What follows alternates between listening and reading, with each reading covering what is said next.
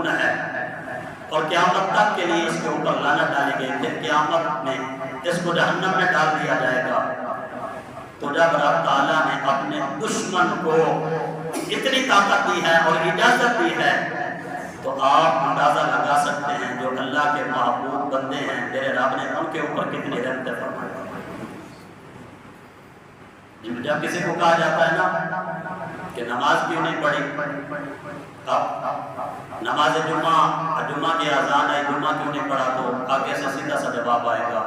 کہ مجھے شیطان نے نہیں پڑھنے دیا۔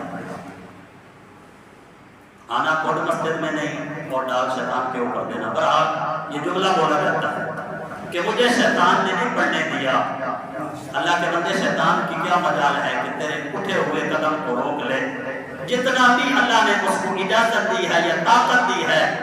یہ ایک طرف ہے، شیطان سے بڑھ کر اللہ کے بندوں کو رب نے طاقت عطا فرمائی ہے۔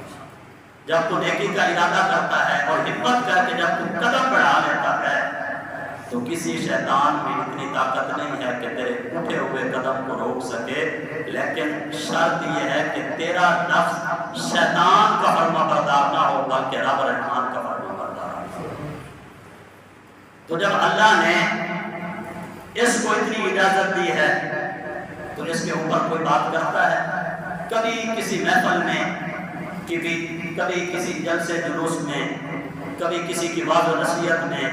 کہیں آپ نے یہ بات سنی ہو کہ ہم نہیں مانتے کہ شیطان کے پاس اتنی طاقت ہے؟ کوئی بھی انکار نہیں کرتا، لیکن دوسری طرف یہ رب کا دشمن ہے، اس کے لیے کوئی فتویٰ نہیں ہے، اس کے لیے کوئی بات نہیں ہے، لیکن دوسری طرف اللہ کے جو محبوب بندے جن کو رب نے طاقتیں دی ہیں، اگر ان کی بات کی جائے تو فتوے بھی آئیں گے، دلیلیں بھی مانگی جائیں گی، یہاں تک اولیاء اللہ کی بات چھوڑیں۔ اب تو صورتحال یہ ہے کہ امام الانبیاء نبی پاک صلی اللہ علیہ وآلہ وسلم کی ذات کے لیے بھی اس طرح کی باتیں سننے میں آتی ہیں۔ پتہ نہیں یہ کیسے لوگ ہیں، کیسا کلمہ پڑھنے والے، کیسے مسلمان کہ شیطان کی طاقت کو بغیر کسی دلیل کے مانیں گے، کوئی اعتراض نہیں، کوئی بات نہیں ہے، لیکن جس محبوب کے لیے اللہ نے ساری کائنات بنائی ہے